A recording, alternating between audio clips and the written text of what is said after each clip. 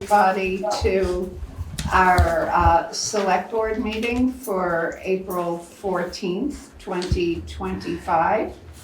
And Chip, would you please regale us with the rules of procedure?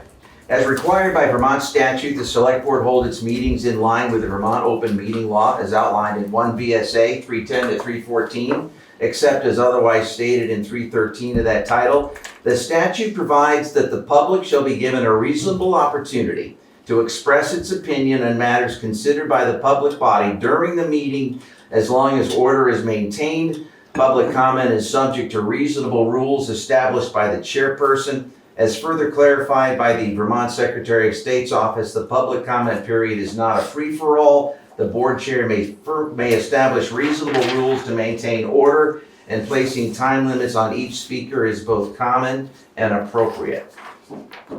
Okay, thank you, Chip. Are there any changes to the agenda order? No, ma'am. Okay, well, it's time for public comments and announcements. We have 10 minutes and nobody has contacted me about doing it, but I wonder if anybody has one. Hey, Tammy. I have a question. I haven't had a chance to read this. I didn't pick it up soon enough.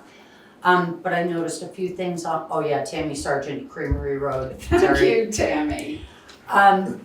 But there are a few things on tonight's agenda that might be a discuss and vote on. So my question is, will tonight's select board meeting allow us to the public chime in on agenda items that are being considered? I think that there is an agenda item that we're going to be discussing. 9F. Pardon me? 9F. Yes. 9, what did you say? 9F on your agenda? Right, so that is after all of the potential single meeting action agenda line items is the point I'm trying to make. Yeah,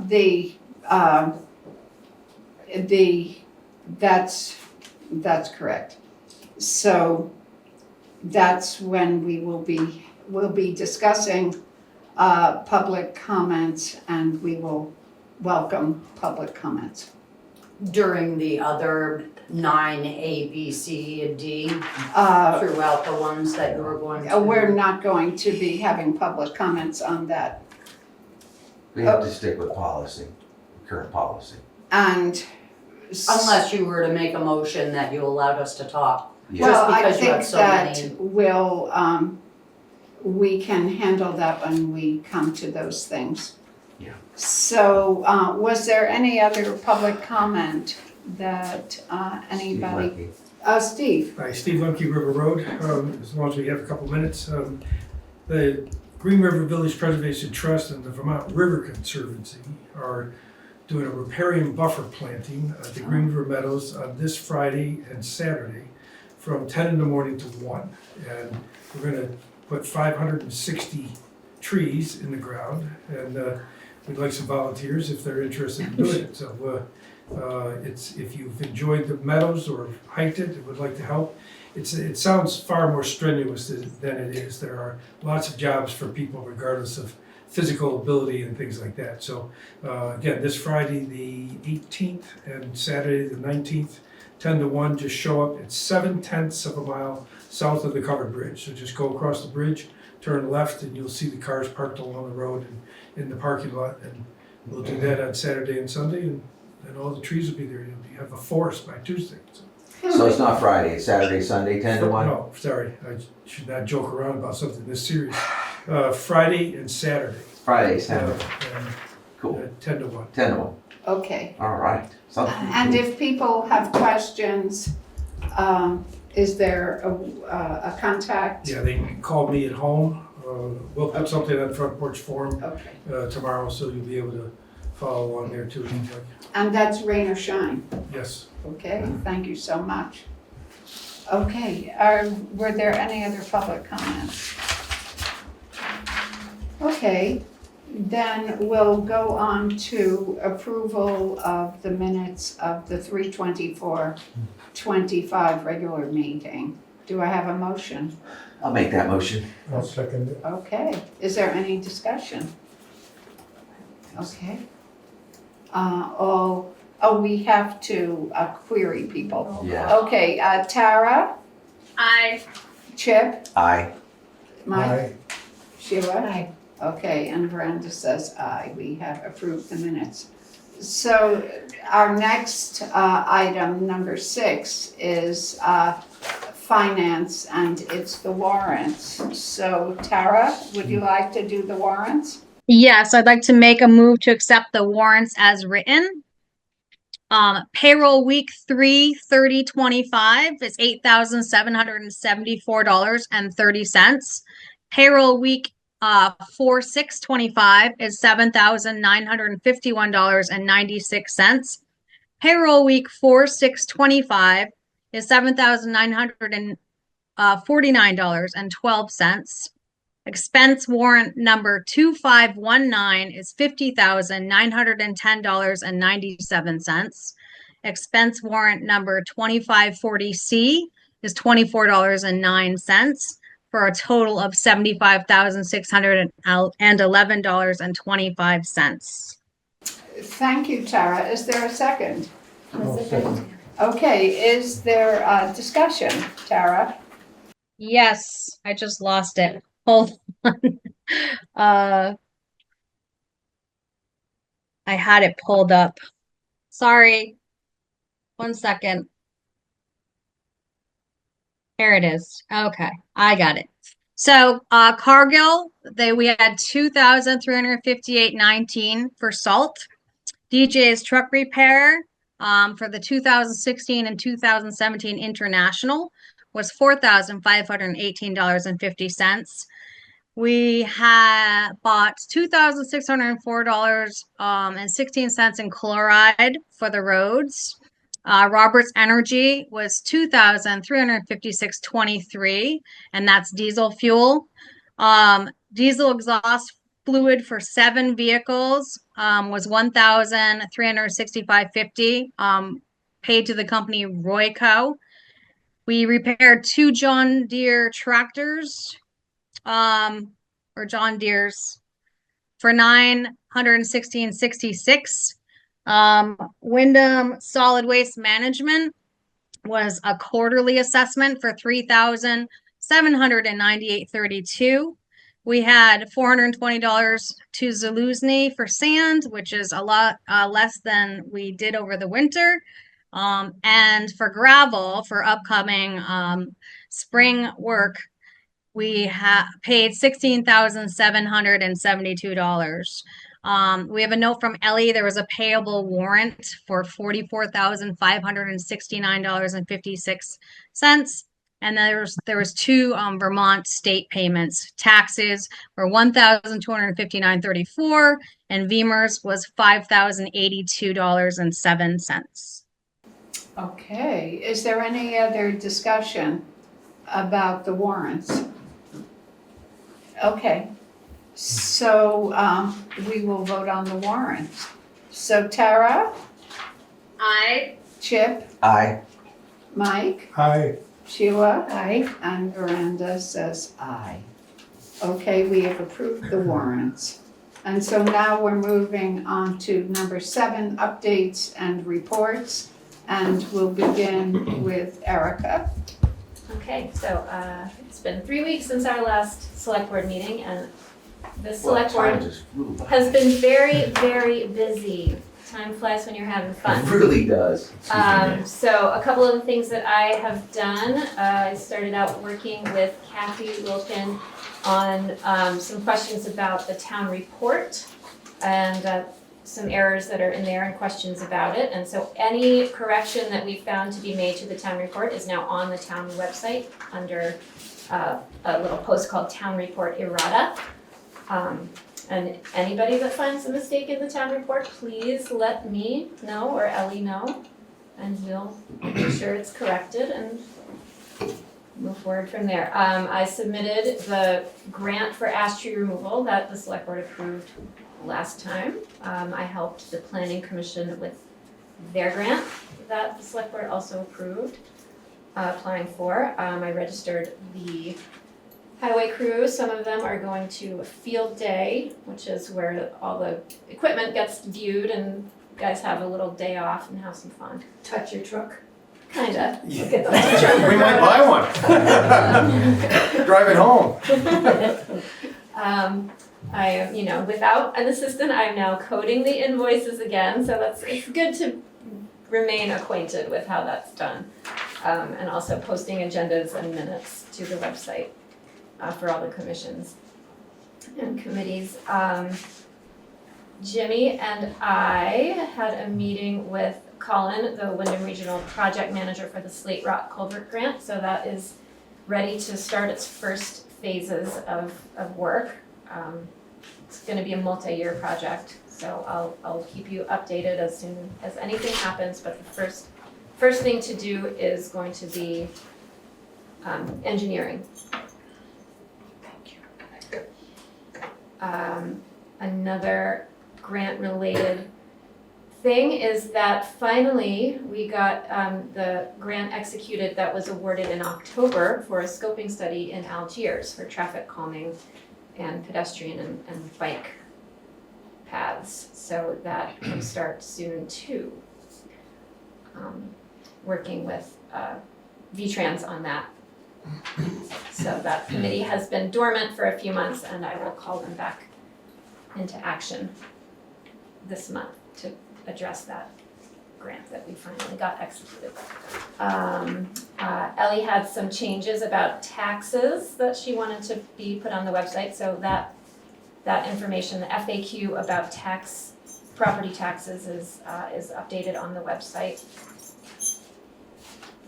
Speaking of taxes, tomorrow is April 15th and everybody needs to have their homestead declaration filed, whether you filed an extension on your taxes and whether you think you are gonna get a discount, everybody needs to file that homestead for your Vermont taxes, and there's no extension on that.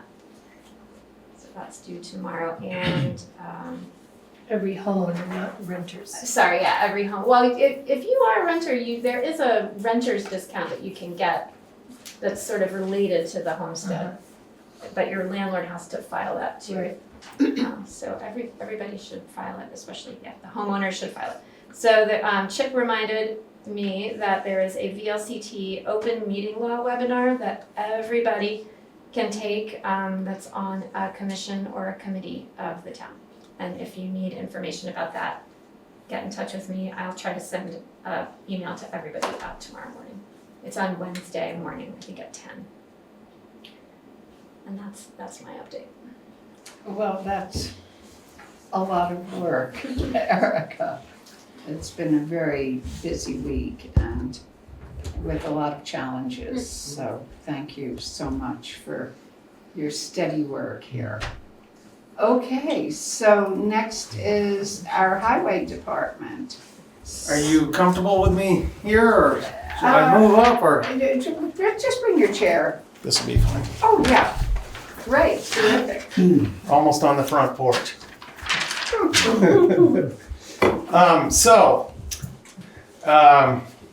I wing these things. 5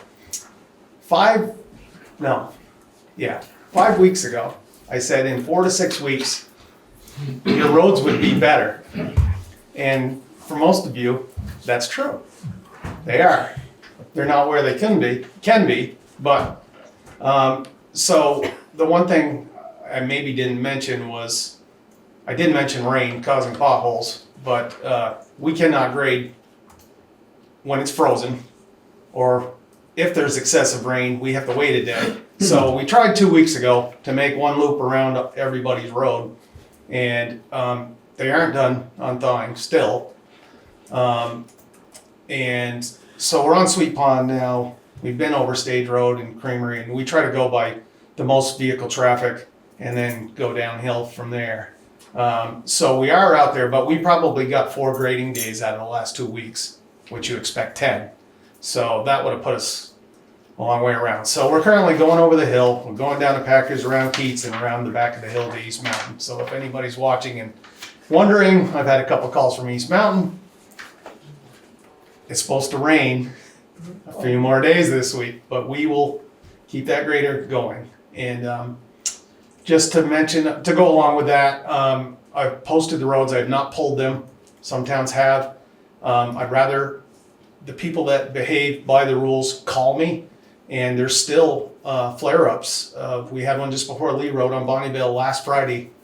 A hole just developed in the middle of the road. And putting a little gravel in there with a 1 ton, I went down 18 inches to 2 feet. So that's why we post them. You know, so we're not trying to stop people doing business and getting started.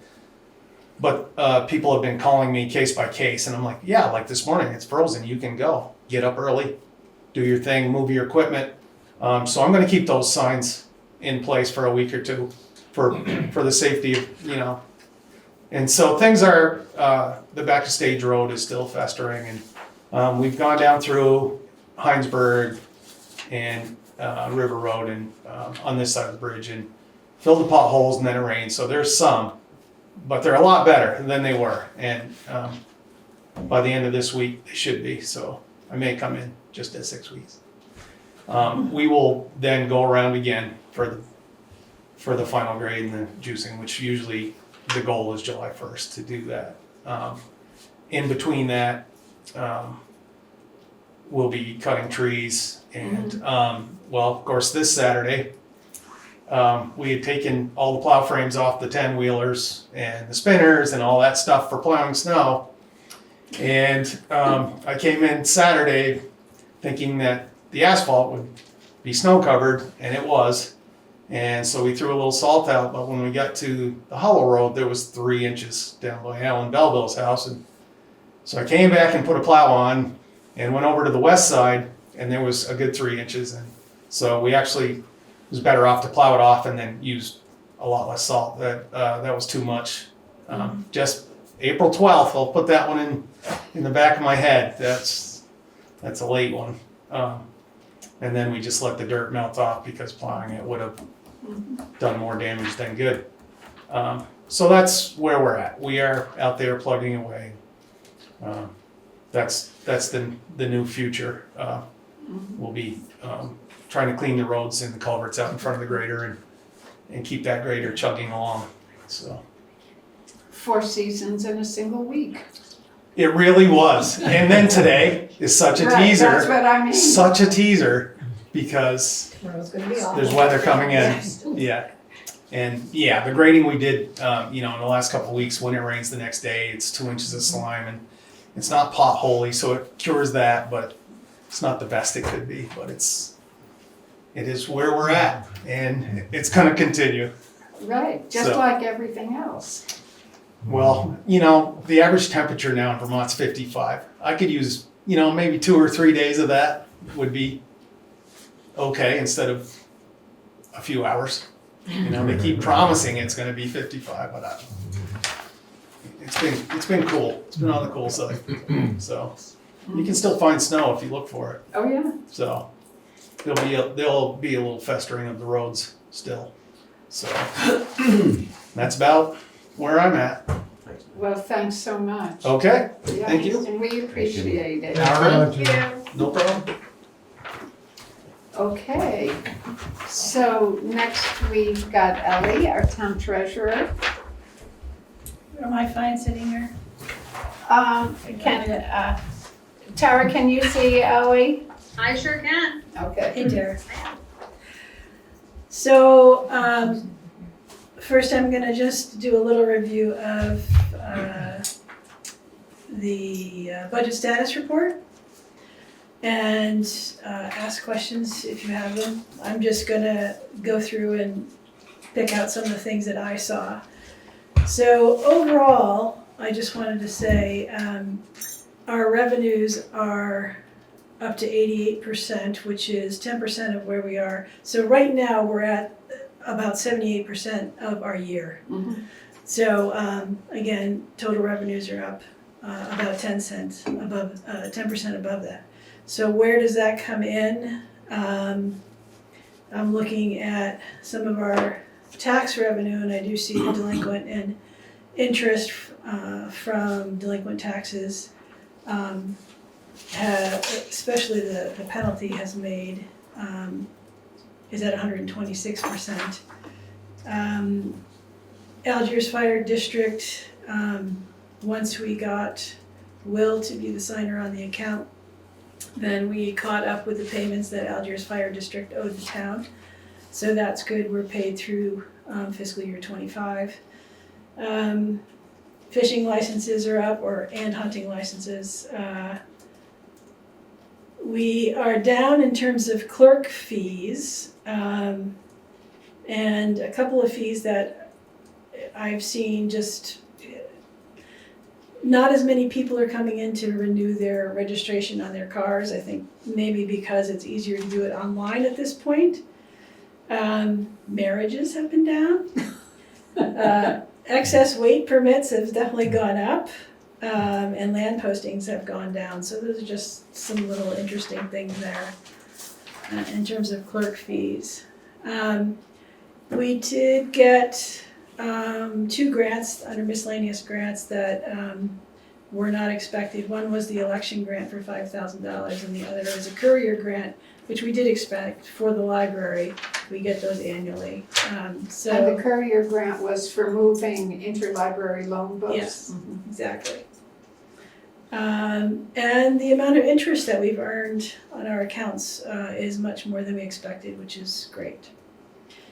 So overall revenue, we're doing pretty good. And in terms of expenses, going through here, I saw some line items that were a little bit more, or even at 100%, a little bit more than that for the expenses, but I've also seen plenty of line items that are much lower than we budgeted.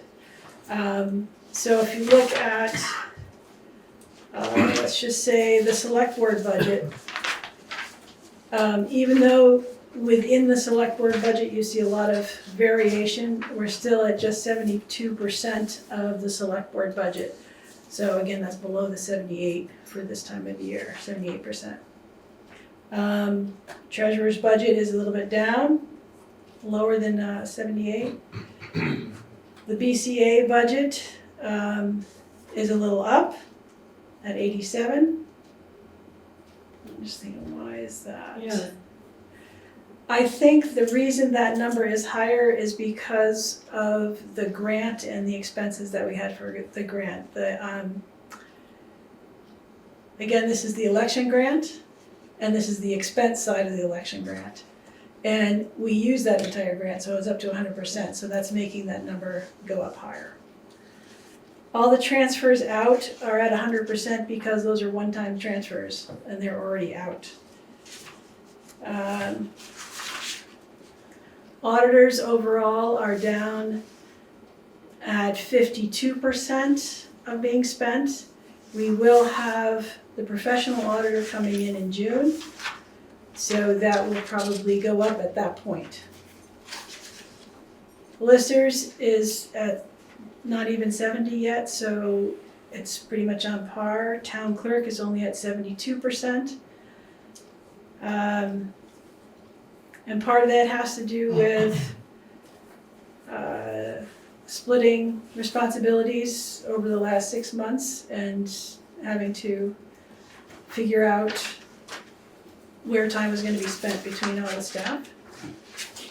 I want to point out that the delinquent tax admin, there's only $82 in expenses there, but that's actually in the wrong place.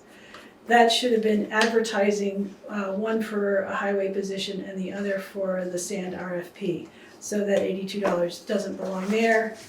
It belongs In the highway. it belongs on page 2 under advertising and subscription. So, it's good to go through so you can find errors if there's some made.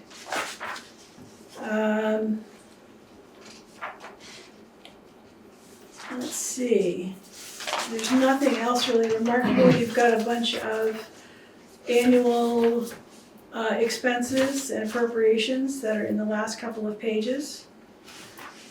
And the overall, so our overall budget, let's see, our revenue was $1,442,436. That was our budget revenue, and we're currently at $1,270,793. So again, we're at 88% of that revenue.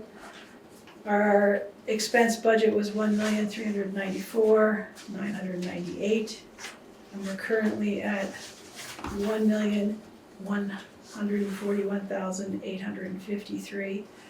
We're at 81%. So I said we're at the 78% point, so we're about 3% above where we should be.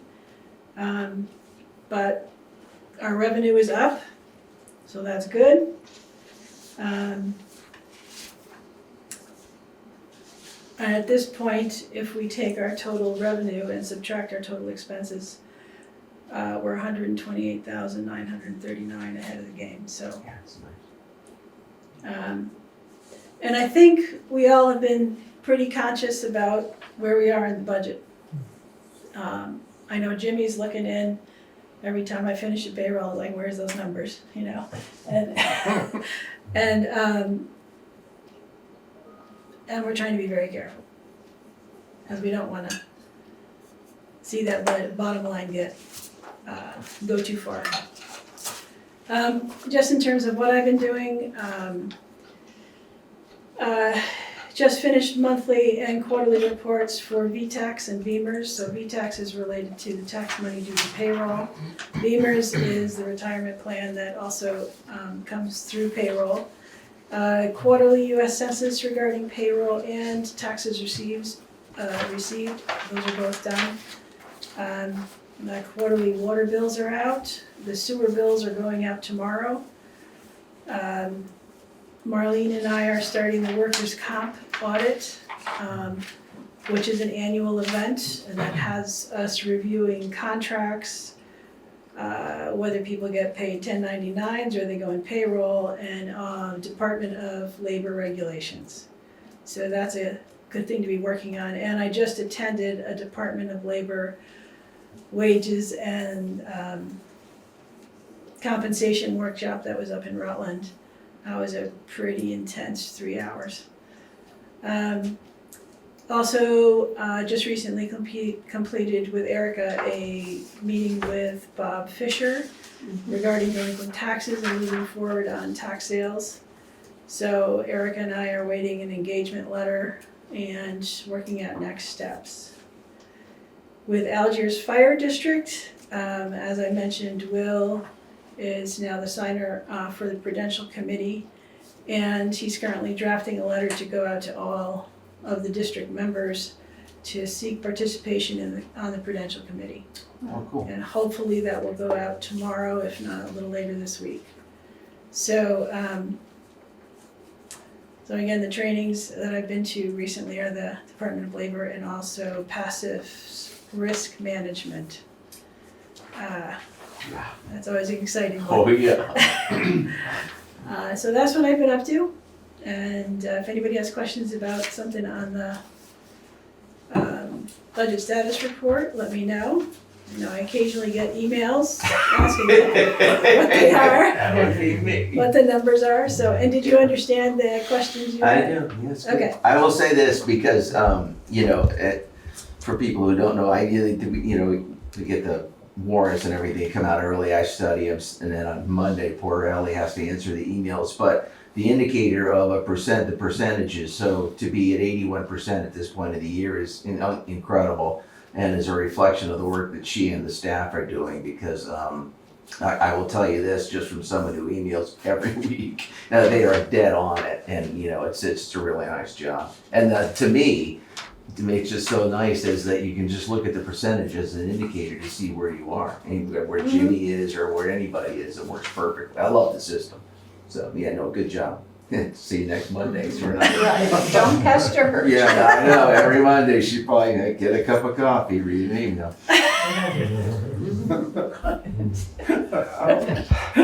Sheila knows. Okay, we'll be looking at deportment. Yeah. All members. Yeah, I know. Okay, well, Ellie, thank you so much Sure. for that report. Did anybody have any other questions for Ellie? No, Wow. good. It's a good report, Ellie, very clear. Okay, so thank you so much, Ellie. Next, we're going to be hearing from Kitsy. And Sarah Lasso, I think. They're both on Zoom. And I'm Oh, who is? hitting the button, ask to unmute. And it's, okay. And John.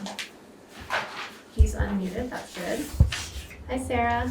And Kitsy, Hello, everyone. Oh, so Kitsy it's unmuted Sarah too. Rosso and Kitsy LaRock And John Gagnon is and John. Oh, great. Okay. And I'll share my screen with that map. Is that okay, folks? Yeah, that would be great. Okay. So good evening, Select Board. Hello. Thank you for allowing us to join you. I'll start us off, but John and Kitsy, please feel free to chime in. And I have my helper here. This is my nephew Wilder. He's my assistant tonight. You want to say hi, Wilder? Hi. Hi. So yes, I am here to present about a trail that Guilford School is building. And I'll give a little bit of background information, and I'll keep it short. You can just stand next to me for now, okay? That's your job right now. So chime in, Kitsy and John, if you want to. So a little background information. Guilford Central School has 14 acres. It is mostly field, but we have a little bit of forest around the edge of our property. And in that forest, each class has an outdoor classroom with a fire pit and benches, an outdoor play area, outdoor exploration area. And we used to have a nature trail that was mostly on neighboring land, and we no longer have access to that land. So we, a few years ago, a 6th grade class decided that it would be wonderful to build a new nature trail on school property. And that 6th grade class, who are now, I think, sophomores or juniors in high school, did a lot of work finding the property lines and corners and boundaries and mapping out a proposed route for a trail that goes around the perimeter of the school's property. And okay, they started building it, and between them and I, we realized we really needed a professional trail builder to get this trail established. So then fast forward a few years, it didn't happen, but this year we decided that we really wanted to make it happen. And so I met with a few different trail builders, got some quotes, did some fundraising, walked the trail with a few different people, including Kitsy, and kind of reestablished a route for the trail. And Kitsy really generously offered to build a portion of the trail with her excavator as a donation. And she did that last week and got to way more of the trail than we thought she would. So now we have a roughed out perimeter trail around most of our perimeter. And in order to make this trail usable, there are a couple parts that we need a little support with. And also I should mention that the purpose of this trail is for students to use, in their PE class for walking, running, snowshoeing, also for any class at our school to use for nature studies, for kids to just have another way to experience the outdoors and get physical activity. And then outside of school hours, it will be open to the public. And it can be used for walking, running, snowshoeing, potentially cross-country skiing. Thanks, Wilder. And This is mine. okay. The trail, and then another piece of it is that classes will kind of adopt an aspect of the trail and create maps. Just a second. Classes will create maps, and different classes will create different trail guides, such as guides to the trees of the trail, guides to wildflowers of the trail, etc. And Dwayne Johnson is building a kiosk for us with materials donated by Kitsy LaRock.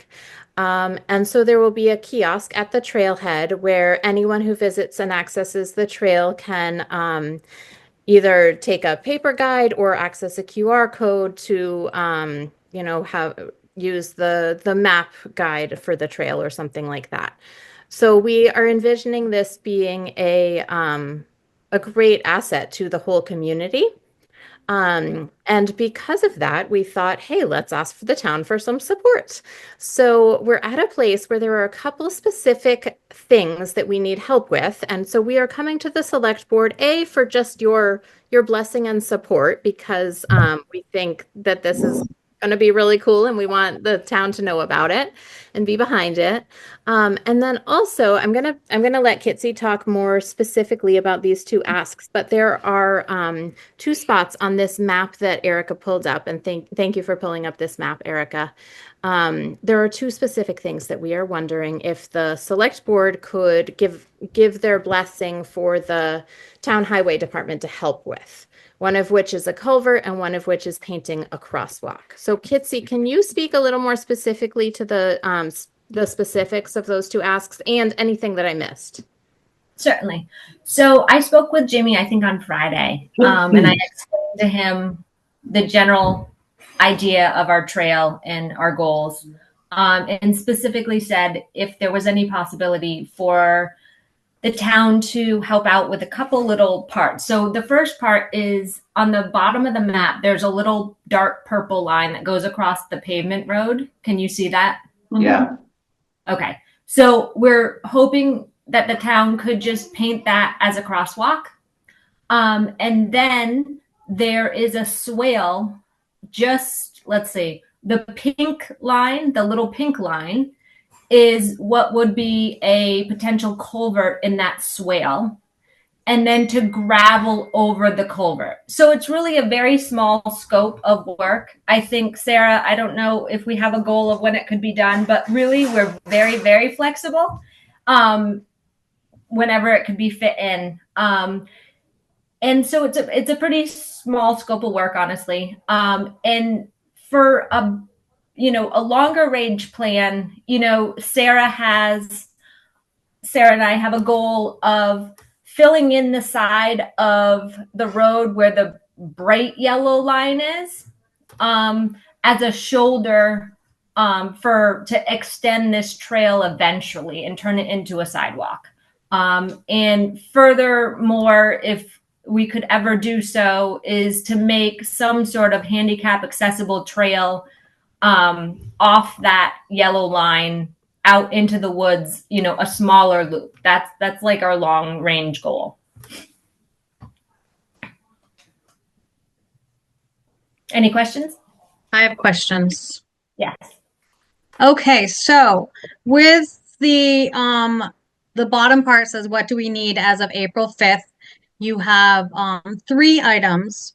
You just talked about the culverts and gravel. You talked about the crosswalk painting.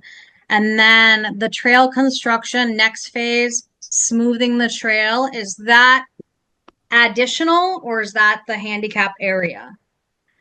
So the smoothing of the trail, I found someone with the tools that I think we're going to get it done, donated to the school. So that's currently, I think, off our agenda. I think we're going to be able to handle that. Now, so I also see that you have $3,250 in grant money, and you also have fundraisers. But do you have a budget for what you think, say, the culverts and gravel are going to cost and the crosswalk painting? But before you answer that, Vermont Roadworks will donate the crosswalk painting. Oh, awesome. Thank you. So the culvert and the gravel, honestly, if I was to give you a rough ballpark, the culvert really is probably a section that they have left over. So say even if you had to buy it, I bet you could find a piece of culvert for $500 or less. And then probably 2 to 3 loads of fill that doesn't, could be off another job or, another location. So, you could estimate that as like $2,000 at a maximum, but really the town could do it for a lot cheaper because, they've got a stockpile, I'm sure, of old fill material. Okay. So were you anticipating hopefully just getting donations for the entire project? Is that correct? Yes, there's for the most part. The sign building, I think there's probably going to be some of the material that Dwayne is going to have to pay for. And then there is a little portion of the trail that's about 200 feet long that's close to the town garage that really needs to be built up because right now it's a little swampy. So we're hoping that we could get, Carroll Concrete to donate some stone. They kind of already told me they probably would. And then we would hire out a portion of, probably like a little bobcat moving all of that stone onto the trail where that wet section is. And then there's really, Sarah, if you want to speak to, she really had hoped to spend some of the money that she had fundraised for little signs around the trail. And there's still a lot of like labor intensive things that need to be done to clean up the trail. It's kind of like what I did. Yes, it made it around 3/4 of the trail, but it's kind of rough and it needs, some labor effort to cut up the small trees I knocked over and make it look nicer. Thank you. Oh, I have a question for Kitsy and Sarah. I mean, first of all, I just wanted to say I'm so glad to hear about this project. And for me, just personally, having the select board and the school be close, be involved together is important to me. But are the students going to be involved in any of the work of creating the trail at this point? Are there jobs for kids? There are jobs for kids, Veranda, and the plan is to have the kids in as many grades as it's appropriate to be involved. We're certainly not going to ask third or second graders to do heavy physical labor, but it is our plan to have the children part of finishing the trail and then beautifying the trail. And we see this as this lends endless possibilities for having our children outside, engaged in nature, and doing a whole host of different projects that involve science and math and art and social studies, writing, reading, and plain old physical labor. Great, thanks, John. Does anybody else on the select board have any questions for them? That sounds good to me. Sarah got muted. Oh. We're done. Hi, thank you. I got muted and wasn't able to unmute myself. I wanted to address Tara's question as well as Veranda's question. And Kitsy and John said a lot of what I was going to say, but I just wanted to say, yes, Tara, I did do some grant writing and fundraising for this effort, and then have been really surprised and delighted by the donations that have made the effort so far possible. So I'm envisioning that the money that we have raised so far will be used for what Kitsy was mentioning about needing a bobcat and moving gravel around in the lower portion where we've got some wet areas, as well as the finishing touches on the trail. And then also putting in some really nice interpretive signs that I'm imagining would have kid kid art and student writing on them, and the students could research the wildflowers of the trail, and then create some art and some writing about that, and then we could get those on printed on signs around the trail. And because we do have some fundraised money, it could be a step up from our usual laminated piece of paper on a 1-inch post, so I think the more we can get donated at this phase, the more we can really focus on the finishing touches and the beautification and the student involvement. And then Tara, yes, absolutely. John basically covered it, but yes, absolutely. In coming weeks, I'm envisioning students out there raking with me, and painting trees to mark the trail. And then over the coming years, doing lots of research and kind of adopting portions of the trail and doing some really cool place-based education projects that get the kids involved with really knowing their place and sharing their knowledge with others. Mm-hmm. Okay, so in terms of what kind of action we need from the select board, do we have a specific request for us? I think you could make a motion to just Endorse the project? certainly, and Jimmy's gonna have a big part in this, so whatever, what So- Jimmy thinks is possible for them to do. Actually, I caught wind of this, and talking to Kitsy, I thought that we were gonna have to try to fit our excavator, which is a medium size, and I'm thinking, well, I don't know if we can go through the trees. Kitsy's already done that. And so I had two parts, painting the crosswalk and putting a piece of culvert in, and Tara just volunteered half of that. My job's gotten smaller and smaller. So we absolutely will, with your endorsement, do whatever we need to do, sure. Well, that sounds great. Okay, so I'd like to move that the Guilford Select Board endorses the trail project for the Guilford School. Is that the right wording? I think so. Sure. Sure. Just approve Okay, the is work there that a Jimmy- second? I'll second that. Okay, is there any discussion? No, it's cool. I would just like to say, and I'm not sure if it was mentioned, but in their proposal, they did state that during hours that are not school hours, this is going to be open to the public for running, snowshoeing, enjoying. So I think that's really wonderful and important. And Tara, I really appreciated your company's generosity. That's just, Unexpected, it's nice. just, I don't know, it just makes me so happy when our town steps up together. So Tara, do you have a vote on this? Aye. Okay, Chip? Aye. Okay, Mike? Aye. Sheila? Aye. Okay, and Brenda says aye. So thank you so much, John and Kitsy and Sarah and Wilder, for coming and explaining this to us. I'm sure we're all gonna wanna truck around that trail. Thank you so much, Select Board. We really appreciate your support. And thank you, Sarah.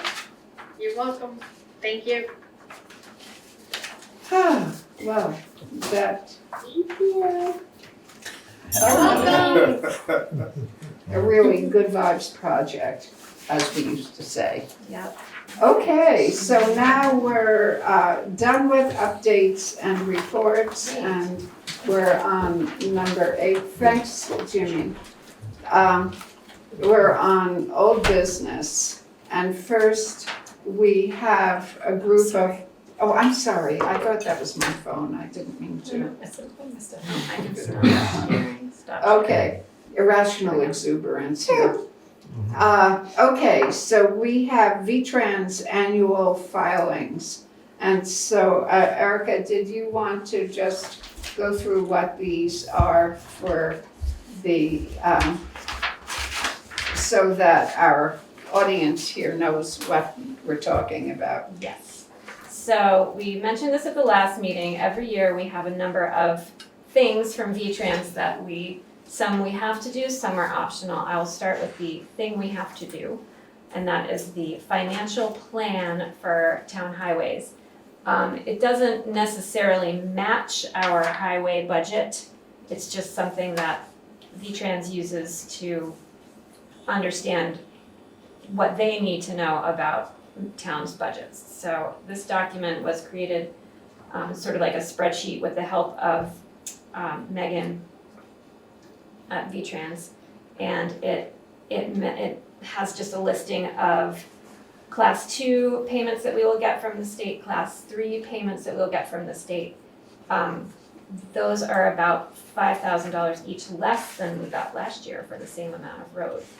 And then it takes our taxes and our winter and non-winter maintenance and other things like equipment purchases and paving and bridges, and it just is a way that they can measure what's going on with each town, and the select board does need to sign off on that.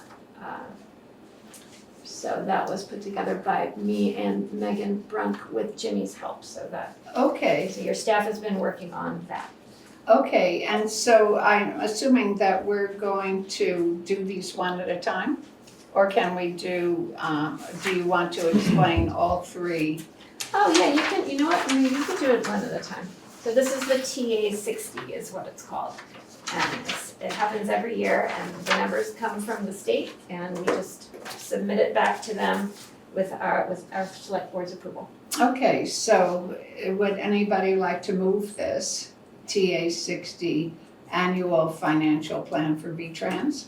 I move that we adopt the TA 60 annual financial Okay, plan for VTrans. okay, is there a second? I'll second that. Okay, is Right there any discussion? Pretty clear. Okay, so Tara, do you have a vote here? Aye. Okay, Chip, Aye. Mike, Aye. Sheila? Yes, I. Okay, and I say aye, so we have approved the TA 60 annual financial plan for VTrans. Okay, next. So the next thing is a Class 2 grant, and that is for paving a Class 2 roadway, and that is under the control of the town, not the state. So we're in a rotation of towns. We got a paving grant 2 years ago. We may be moving up the list. It may take another year. So this is one that we applied for last year and didn't get, so it's the same application. The cost estimate, Jimmy helped with that. It's gone up 10% for some things, 20% for other things. Mm-hmm. It's regarding Broadbrook Road. The pavement is pretty Gnarly. in need of help down there, and also some culverts need to be replaced. So the whole thing can be done at one time. The total cost for the paving, the guardrails, and the culverts that may be needed for this job, we estimate it to be $107,950. And we'll see what we get for a grant, if we get a grant at all. And if we do, the town's match is 20%, but this is work that we need to do at some point anyway, so a grant would be very helpful. Mm-hmm. Yeah. Erica, did you say 170 or 107? 170, right? Yeah, 107, Oh, okay. Thank you. closer to 108. All right. Okay, so do I hear a motion for the Class 2 VTrans grant application? I'll make that motion. Okay, is there a second? I'll second. Okay, okay, is there any discussion? I have one question. Yes, Under Sheila. problem, it says this section of the road is less paved in. I just noticed that. I don't know the answer to that. I will find that out before tomorrow. Just thought it might be worth Yeah, putting in I there. don't know. I might not have information about that. Road. You might have to call Danny. Oh, that's. I was thinking Broadbrook Road is a dirt road, No, isn't it? not the whole thing. Yeah. It's Okay, but there's some. Probably It's when the Some Welcome areas, I Center, think, whatever. are still dirt. It's part of the. It's a half a mile of pavement, Tara. Oh, so it's a half a That's not very mile, much. it's a half a mile of pavement that then It goes, starts at Route 5. okay. Okay, well, I will move that we approve, what? I just did. Chip moved it, Oh, Tara okay, seconded. then I'll second it. Is there any more conversation about this? Or did somebody else already second it? I did. Oh, I'm sorry, We're voting. oh, that's right, we're voting. Okay, well. Okay, Tara, do you have a vote? Aye. Okay, thank you. Chip? I do. Yes, aye. Mike? Aye. Sure. Aye. Okay, and Veranda says aye. I'll be more on top of the next one. It's an action-packed meeting. It's true, Yes. and it's, And my folder is full. it's true. So this is one that you folks don't have to sign. Oh, we don't have to sign it, Right, but we this do. is just I'll send it up to them, so I will fill in that blank that Sheila asked for. Okay, Call Danny at 5 in the morning. okay, so the structures grant? Yeah, so this is a structures grant that we got in 2022. It was approved, and because the plan, so this is for the Fitch Road Bridge, Ah, which right. has been evolving. It's a very big job to replace that bridge. The estimate when I started this job here was $1.2 million to replace it, but Danny worked with Mike Renault, who fabricates big stretches of bridge that work for stuff like this. And we had the VTrans engineers, well, not engineers, we had the, our district folks come down, Mark Pickering and Megan Brunt came down and looked at it and said, and talked to Mike Renault and got his plans for a bridge that he had made and thought would work there. We still need engineering for it, but we applied originally for a structures grant for that bridge, and we were gonna use one of Mike's metal bridges, but in 2023, when the grant became in effect, and then again the next year in 2024, Mike had fabricated bridges that went to badly flooded towns in northern Vermont, farther up north. So we kept losing our bridges, and now we're back kind of at square one. And Mike says he can do that, although his company has been taken over by somebody else. He's still working, he's still making those bridges. He wants to work with the town, but we need engineering. So all this still needs to be done. The bridges is what delayed it, and so that's what the letter of request for extension of the structures grant is about. Megan says just write this letter and have the select board sign off on it, and then she can do the rest of the paperwork that might be needed for that at the state level. So the action that we need is to authorize Erica to resubmit the grant or No, to it's a letter for request of extension. For an extension. Yep. Okay. I have a question for Erica before taking the action. Are we gonna need to get a revised estimate from the person that took over Mike Renault's company? I think we probably will. The limit of the grant is for $200,000, so that's probably will get us engineering on this. So what engineering in this case would mean is to look at the fabricated bridge and the site and approve that as far as VTrans is concerned. It'll be approved by the engineer, and then we can move forward and ask for another structures grant for the bridge itself. And these bridges, so we went from a quote of $1.2 million to replace the whole bridge. And the last quote we got from Mike for his fabricated bridge was $275,000. Oh. So that's a great savings.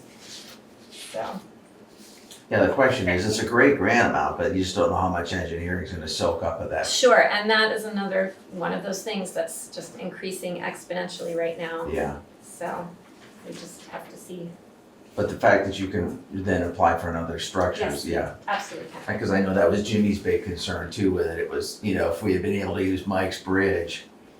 We can, Yeah, I mean, yeah. it still can be covered, but Right. Megan recommended just writing a letter to ask for an extension for Yeah. it, just in Okay. case. Because the current grant that we have ends at the end of 2025, so just to be sure that we Okay, can make do this. so I will move that we authorize Erica to write a letter to request an extension for the structures grant BC 2294. Is there a second? I'll second that. Okay, is there any further discussion about this? Okay, well, thank you for your perseverance. Okay, so Tara, Aye. Chip, Aye. Mike, Aye. Sheila, Aye. and Brenda says aye. Okay, so that takes care of A, in old business.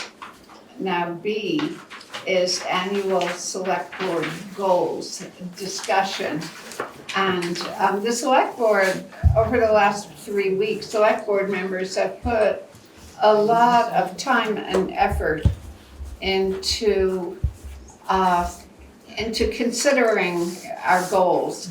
And in this current meeting, we're not going to go into that discussion. What we're going to do is our action will be to define a time to have a public workshop where we present and discuss with the public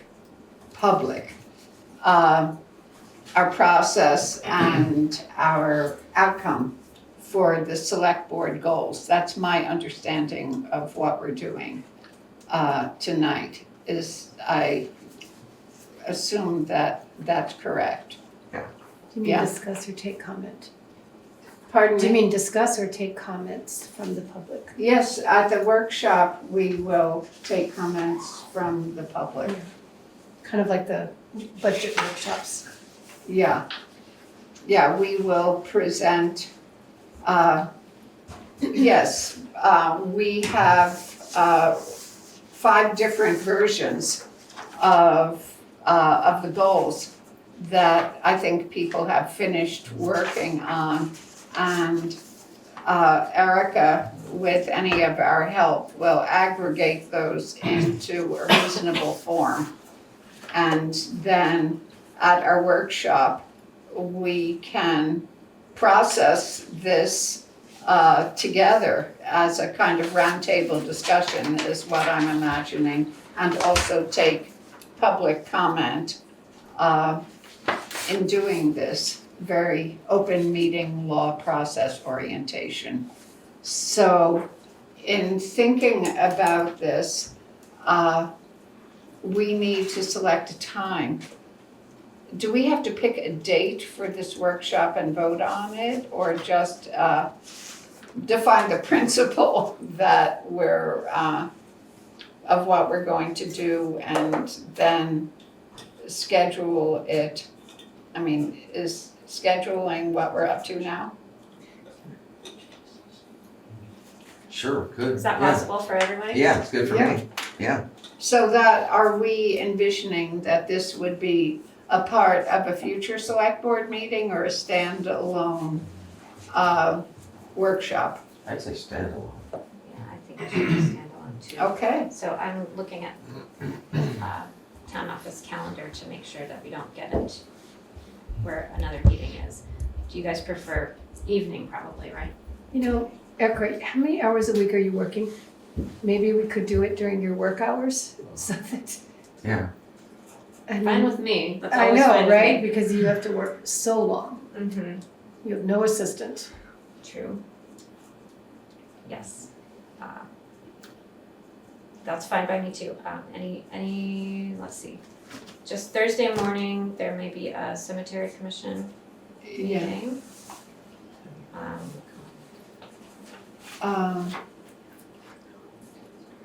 you guys wanna do it on a week that there is a select board meeting or not a select board meeting. I'm wide open, it doesn't matter actually. You are wide open. I'm not going to be able to be there in person until May 5th. May 5th, well, that's coming right up. Well, And I have a question. Is this and I mean is it every second Monday? So because The second I and thought the second and fourth Monday. okay, so coming up in May, do we have another 3-week or is it the 12th and not the 5th?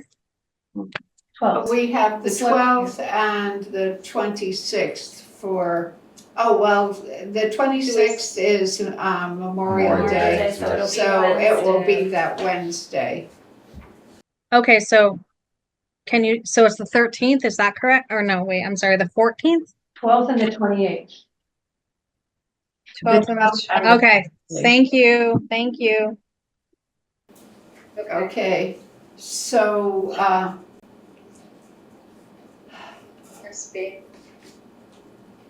So we could do it on Tuesday or Wednesday during the day. What's the date? Tuesday or Wednesday? well, it depends on which Tuesday or Wednesday we choose. We could, Tara, when did you say you May would 5th. return? 5th? May 5th? Yeah, I could do Tuesday the 6th. I could also do the following week. Well, what about the 7th? That's I have 2 people in the office that day that I should Okay. be there. So would Tuesday the 6th work for everybody? Yep. Okay, and what time would you prefer, Erica? Morning is lovely for me. I could also do 5 o'clock. I don't, That's not a good time. that's not a good. I like 5 o'clock. Nobody else likes 5 o'clock. I don't know, I don't like 5 o'clock, but, How about Sorry. 3 o'clock? I always have to 2 work o'clock? conference calls around that time. Afternoon, Tara, that's preferred. Yeah, That's that fine. would be better for me, but Okay, 2 o'clock on the 6th? Works for me, yes. I think. Okay, so,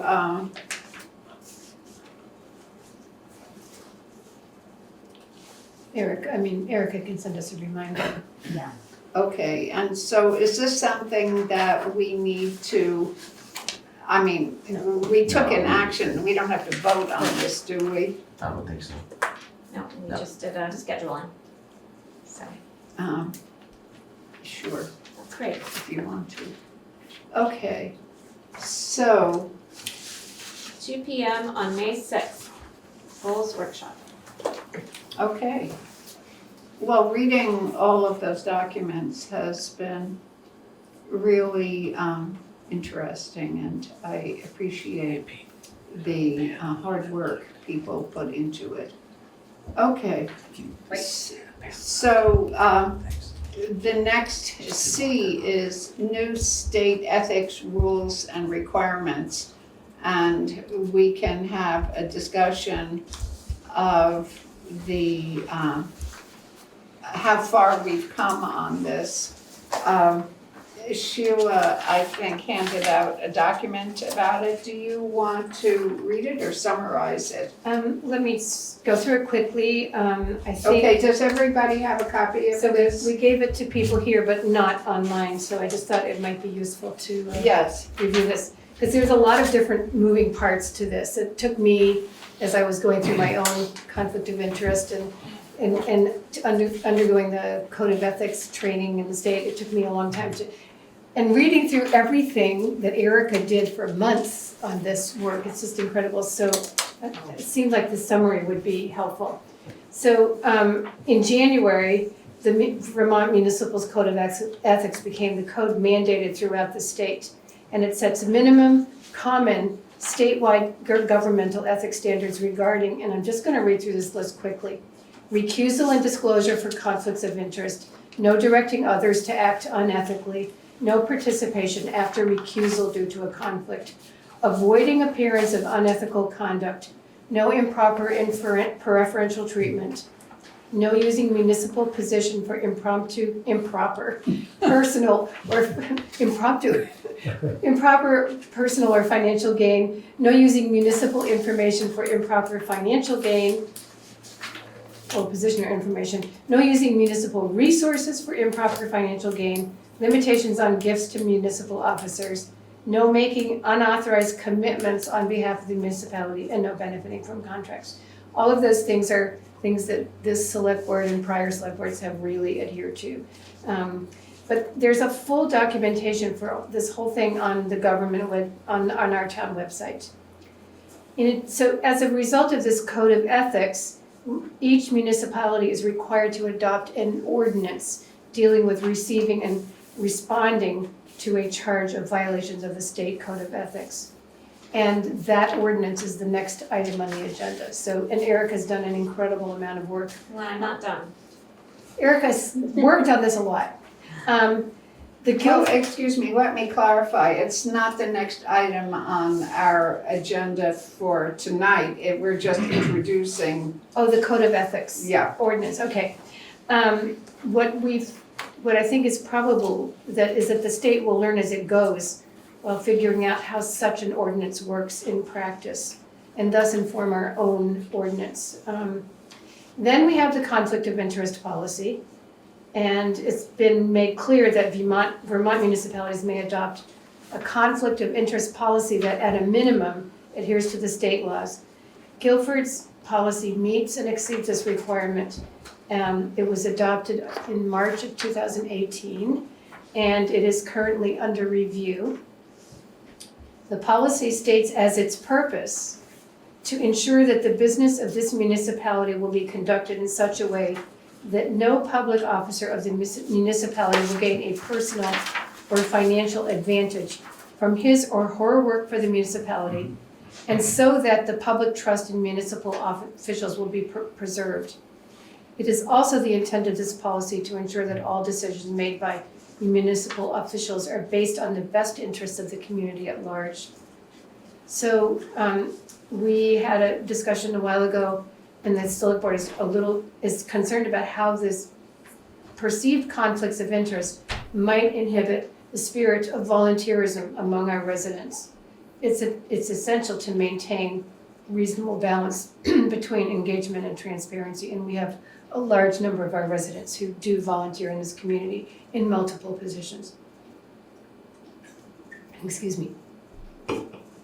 By fostering trust and transparency, we can cultivate an environment where civic engagement thrives and benefits everyone.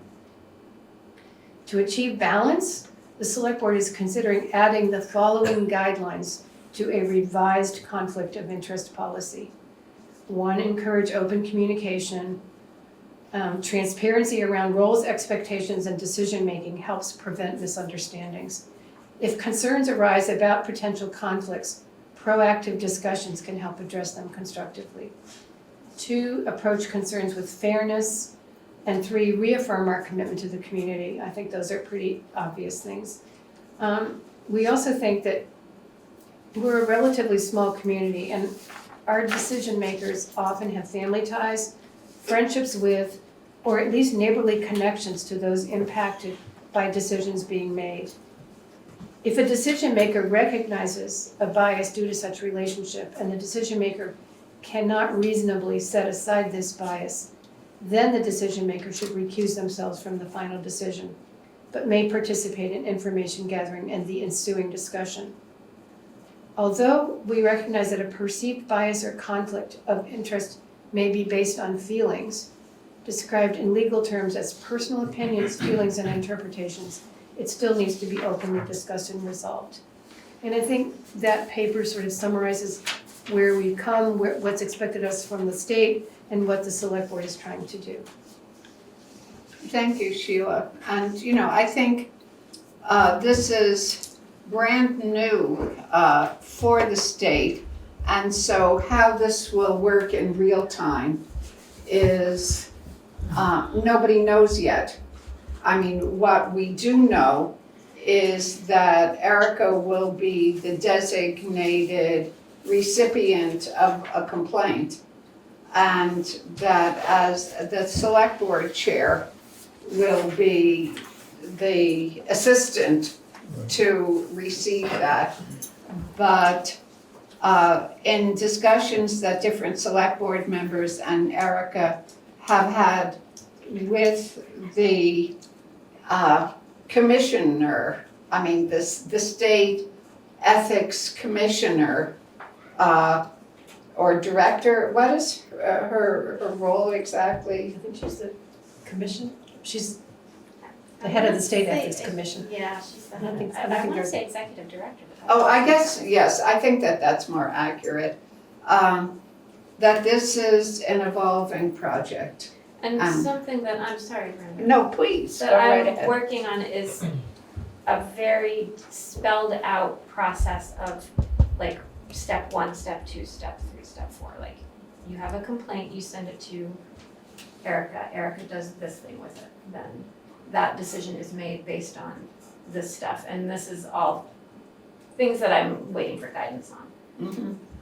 And they don't yet have the guidance to offer, was the impression that I had when I had my conversation with the executive director. So it's a work in progress, but we have a commitment to its success. So, we will be pushing out information about this and taking comments on it as our process evolves. So now we're moving on to number 9. Sorry, with- quick, sorry, question. Oh, I'm sorry. Can I put this as an addendum to the minutes of this meeting? This document? Sure. Seems complete. That'd be great. It certainly A good is explainer.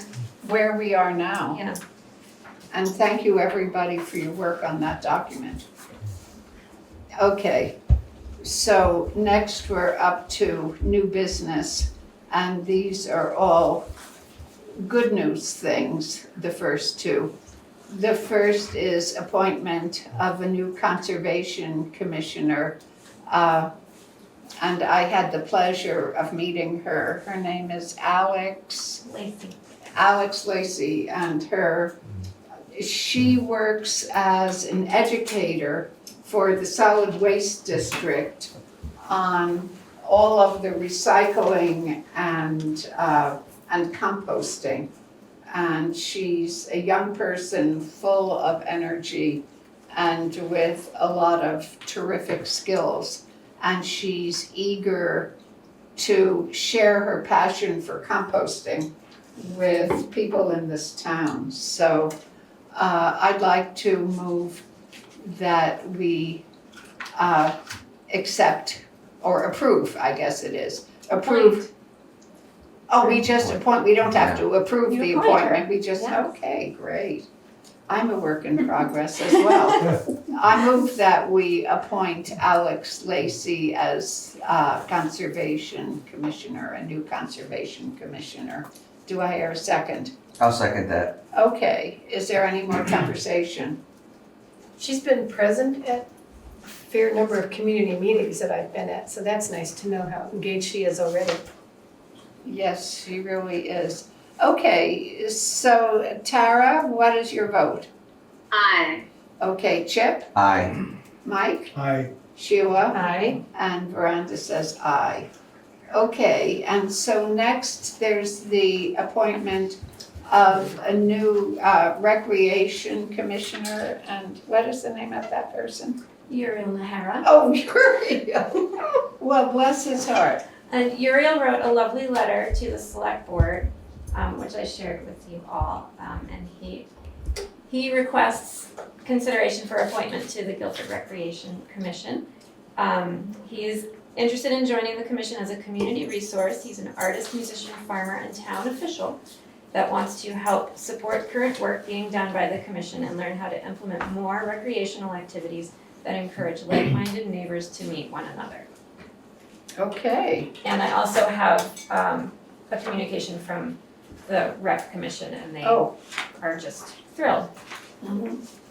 Okay, with your open trust. So, I would like to move that we approve, Uriel Najara, is that how you pronounce this? Nahara. Nahara, that we appoint Uriel Nahara to the Rec Commission. Is there a second? I'll second Okay, is there any discussion? Okay, so Tara, Aye. Chip, Aye. Mike, it. Aye. Sheila, Aye. and Miranda says aye. That's wonderful that he'll be a big asset to that commission. Yes. Okay, and so next is C, potential single meeting action, letters of support. And so Erica, do you want to explain the broadband grant action? Yeah, so this rabbit hole started when I got a request from Comcast requesting the select board send a letter of support for their application for something called the BEAD, B-E-A-D, broadband grant. It's Broadband Equity Access and Deployment Program. It's a state grant for broadband access, and they've recently opened it up to for-profit companies. And so then we also got a request for such a letter from DB Fiber, from our DB Fiber representatives who are very informed and active with DB Fiber. And so I actually spoke to Christine Hallquist Oh, this you morning. did? I was kind of starstruck. I had never spoken to her.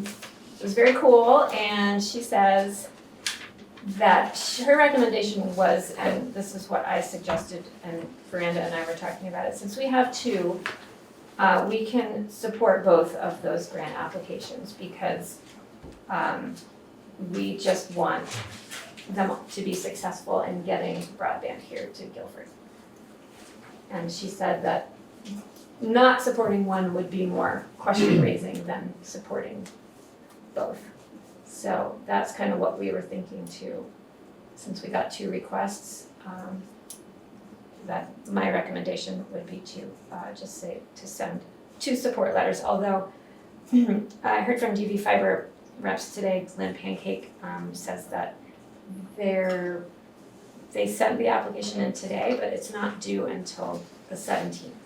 So Okay, I don't know maybe we're too late for that, I'm not sure. But the grant will be awarded in July, but because it involves federal money, it may be the end of the year until any of that comes through. If, Fingers crossed. Yeah. yes, if it comes through. Okay, how do people feel about sending these letters of support? I mean, This is not a financial, Yeah, there's no money. there's no No, money at all there's here. no It's just supporting companies that wish to bring broadband. Okay, would somebody, yeah, Sheila? so what Christine Holmquist was saying is that because if we are seen as supporting two competitors for the same amount of money, it doesn't jeopardize either one of them? No. And what she said was that if you picked one over the other one, that would raise more questions than if you supported both.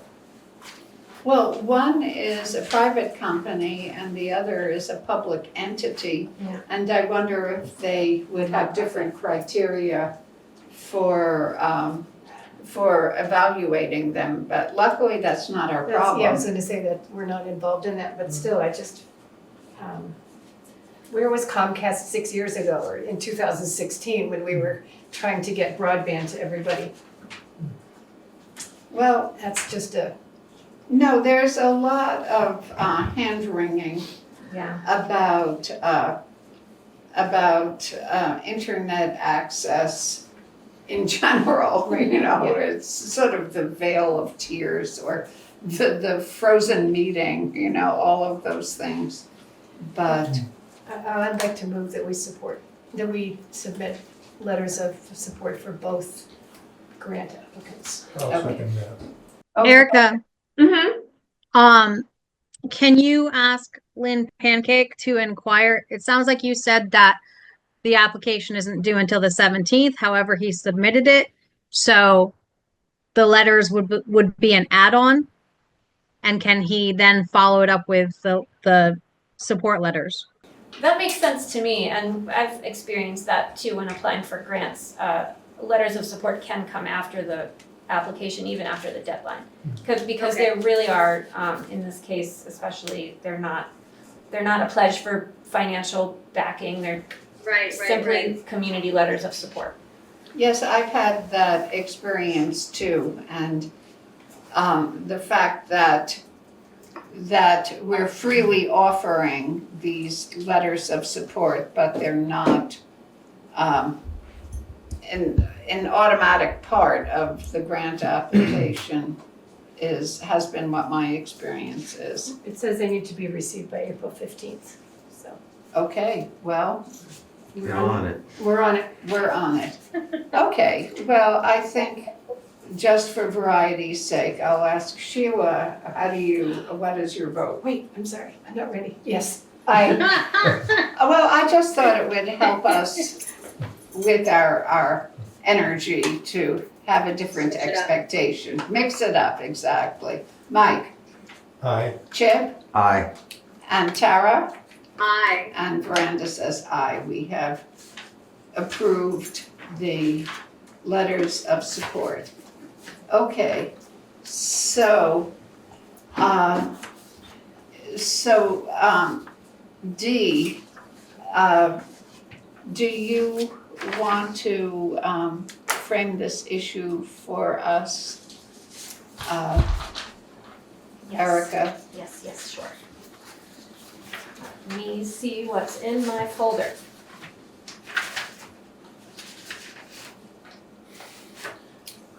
Okay, getting closer. Okay, so we have a possible part-time road crew substitute to work for us, and his name is Dan Zambruski. Never heard of him. And this is to just get the select board's approval for his hourly rate, which Dan suggested it be the same as Alan Belleville's, which is $26.52 an hour. And this would be an on-call when Jimmy needs him thing, which would be very good coming up in this upcoming grading season. And due to the next agenda item, which is that we have an opening on the highway crew.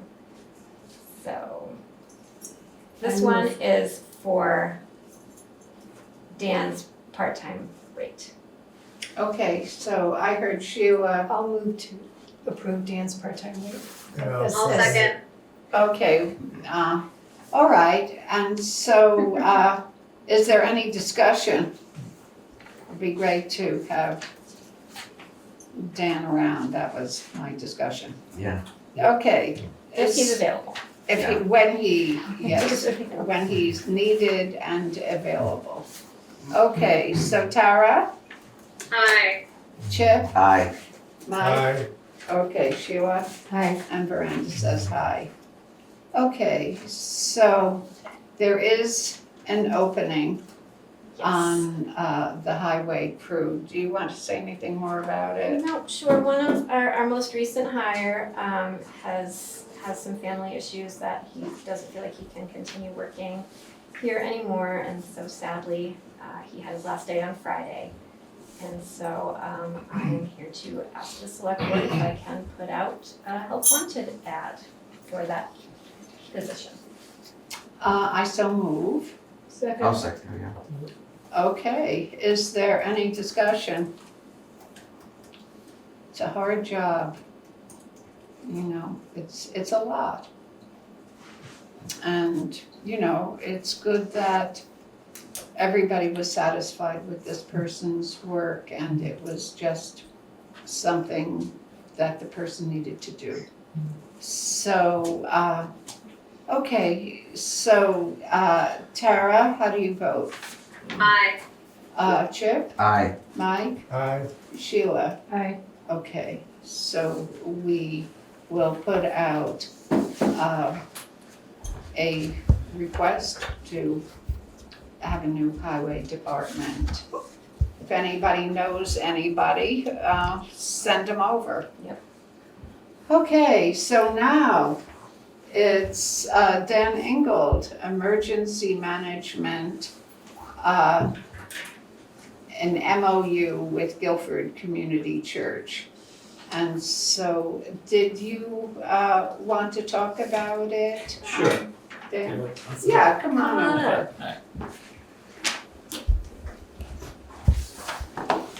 So, in part of the duties for emergency management, one of the things we need to make sure we have our act together is about day shelters and overnight shelters.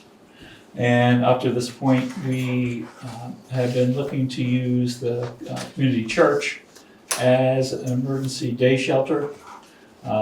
We are supporting them with a generator, and actually the operations and maintenance cost for the generator, as well as the propane cost, is borne by the town of Guilford through the EMD department. But in going through past documents, it turns out we do not have a memorandum of understanding for using that as emergency day shelter, and I think it's in everyone's best interest to have an MOU together. So did some due diligence, so Erica helped quite a bit, and the Vermont League of Cities and Towns helped out. It turns out that we will be only the second town in Vermont to have an MOU when we have this. Wow. Anyhow, got it together. Erica actually had, is it passive? Passive is our insurance through VLCT, yeah. Yep, and the lawyers look at it. So we have drafted this together. We do have this in the hands of the trustees of the church to look at it at the same time. The idea is to make sure that you recognize that this is a project in motion, a work in progress. I heard earlier this morning, or earlier this evening. And when this actually comes together from the church and they're ready to sign the MOU, we will need some representative from the town of Guilford. It should not be me, it should be select board that signs that, so you should be cognizant of this. The other thing about this is a draft, so we're looking at the church for being an emergency day shelter use. Mm-hmm. We also have the potential of the Broadbrook Community Church, or Broadbrook Community Center here in Guilford Center. We also have the opportunity to work with the school for an overnight shelter as well as a day shelter. And we have the opportunity, actually, I've been talking to the Bellegores about Viking Village, and they've actually offered to investigate that. We're at the very beginning stages of that. So we have some great resources in town, but want to make sure that we have the proper documentation and roles and responsibilities and liabilities taken care of, so that we know going into this with our eyes wide open and how we can manage this so there's no surprises to anyone. So anyhow, this is the first one. There will be more, but thought because we have been working with the Guilford Community Church, it should be the first one. So anyhow, don't need a motion, don't need any agreements, just want you to be aware of this. And there will be, once we have this further developed and if there are any edits, we'll be coming towards the select board and at that time to see about getting it approved and signed. Mm-hmm. And that's it. Well, I mean, on behalf of the select board and the town, I really want to, and as a member of the emergency management team, I really wanted to commend you and Jared for your leadership in putting all of this together because it's a great organizing project that I think is going to benefit our town in so many ways, not just in emergencies, but in fostering greater connections. So I appreciate that. We have a great band of volunteers. we have great volunteers. And just to let you know, on the 26th, almost 2 weeks from now, we're gonna have a full exercise. Right. And we actually have evaluators coming in from the state. Oh, great. So we're gonna run an exercise similar to March of '23, where we had that bad ice storm. Yes. So we'll be running that. We've got our radios, so we'll be trying the radios. We've got our equipment, the battery energy storage systems, but just getting everyone to work together as a team, so that we're not taken too much by surprise if it really does happen, that we are organized and can handle it. So. I'm surprised we're only the second town in Vermont that would. It was shocking to me, and it was shocking to the Vermont League. They said, you know, great idea, let's see what we can find. And the other town, I have to say, is in Chittenden County, much more resources than we have. But it was good because they had a redacted draft that we could work with. Great. And and this draft that we have now put together, we have actually turned back over to Vermont League of Cities and Towns, as well as other officers of the state, to share with other towns, because they need to get their memorandums of understanding together for emergency shelters. So. Sheila, did you want to add something? Yeah, I also want to express my great appreciation for everything that you're doing here. I know as a former EMD director myself, and having worked on a couple of our local emergency management plans, and over the years had an emergency or two, I'm very impressed with what Dan is, how he's come in and taken this over and really expanded it and done a way better job than his predecessors. Thank you. And I like the MOU. I thought it's great, so. All right, and that just reminds me, the other thing is probably in May, I'll be back with the local emergency management plan update, which is a yearly thing. So I want to get through this next exercise on the 26th, and then I'll have that draft done. Well, that would be great. Well, maybe we can have time for a more in-depth report then, because I think everybody in town will really be energized by hearing about how organized we're getting to be. Yeah, that is great. But I just want to say once again, I mean, the level of volunteers we have in the town continues to astound me. So, Yeah. Very proud of them. Yep. All right, thank you. Thanks a lot. Thank you, Dan. Well, it's the pizza. That's the pizza, that's right. Okay, so now, for heaven's sake. Yes, it's public comment time. And our select board has been really working overtime on trying to consider this issue. And I thought maybe we could start with Chip's. Well, Lexi, did you want to begin talking about? I think Sheila had thoughts on this. So we were gonna talk first about the topic in general, and Yes. then it looks, and Erica, it looks like, did you do this, Erica, the select board meeting public comments PDF? I did that before town meeting. It's slightly out of date, But it's pretty relevant. No. Which one? well, it's a slide, and I think it does have the No, same. that's not relevant Okay, anymore, Chip says no. It's not. Sorry. All the No, it's not everybody's relevant. changed how they Yeah. manage their public comments now? It's just not relevant. Okay. So,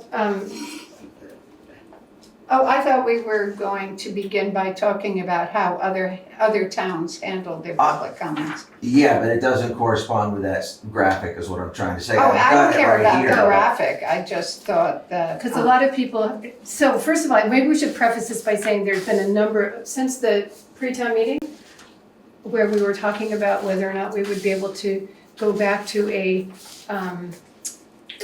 the former way of engaging with the community or listening to the community during each agenda item. A lot of us have thought a lot about it and heard a lot about it from different people. So, I would start with that. Chip, okay. Well, I mean, okay. Chip, It's- one of the things that people kept saying to us was every other town does this, and Chip actually researched every other town. So it seems to me like it would be good to know what the general practice of other towns is. I mean, I could sum it up. I talked to 10 and 9 out of 10 do it. Is essentially, I'm just not gonna, it's 1, 9 out of 10 do it They'll have a comment per agenda. per item. agenda. Okay. Yeah. So then I can continue by saying that what this is again a handout that we made for here, and I'll just go through what I've written, what we've written for our listeners. Probably until early 2022, and in all of my prior experience as a select board member, public comment during Guilford Selectboard meetings took place following agenda item discussions. It was only a couple of years ago that the policy, in the face of, and I really don't like to say this, but this is what happened, in the face of increasingly strident, aggressive, and sometimes insulting comments by a very few, evolved to where public comment is now permitted at the beginning and end of each select board meeting. Many agenda items are presented at one meeting, but voting is deleted until the following meeting so that the select board may gather questions from interested residents, post timely answers, and consider public input prior to vote. So that's been the practice since 2024 or 3. 4. Oh, it's evolved. It's So evolved. we started like limited timing things, and when I was still serving as interim town administrator. So and then just it just got more and more unpleasant. So this practice is not the preference of the select board nor most members of the community, our current practice. The select board seeks to ensure inclusivity and deeply values constructive comments from the public that inform the select board and the public about issues and the speaker's perspective on those issues. Within limits, select board meetings can provide an opportunity for some community discussion. The necessary limits are those that allow for an orderly management of civil discussion, much like the rules that apply to town meeting, and that allow the select board the time and the latitude necessary to accomplish town business, which is the main function of the select board. In the hope that constructive, not destructive, community participation can again be enjoyed, the select board is considering adopting the following practices on an experimental basis. If experience indicates success, the practice may be formally adopted. So here are the things that we're considering. Each regular meeting of the select board shall include time for general public announcement and comments on items not specifically on the agenda for that meeting, but relevant to matters within the select board's authority. This would be the general comment time at the head of the meeting. At the conclusion of discussion of each agenda item for that meeting, and before any action is taken by the select board, time shall be allowed for public comment per agenda item. Public comments at select board meetings should be intended to inform the select board and the public about issues and the speaker's perspective on them, but not to prompt a debate. Consequently, public comments should be addressed to the chair or to the select board and not to any individual member of the select board or the public. A member of the public and select board members wishing to speak should raise their hand and be recognized by the chair before speaking. Order and decorum shall be observed by all persons. Members of the public should not interrupt any person while they are speaking, other than for the purpose of maintaining order and ensuring that the discussion remains focused. Members of the select board should also not interrupt any person while they are speaking. Neither members of the select board nor members of the public may make personal, rude, or threatening remarks directed at any speaker, member of the public, or member of the select board. If comments require further thought, research, etc., prior to being addressed by the select board members may defer response or action. The chair may limit the time for public discussion and/or require that further discussion be focused on issues germane to items already on the agenda. A member of the public wishing to speak should raise their hand and be recognized by the chair before speaking. Each resident will state their name and address and limit remarks to 3 minutes.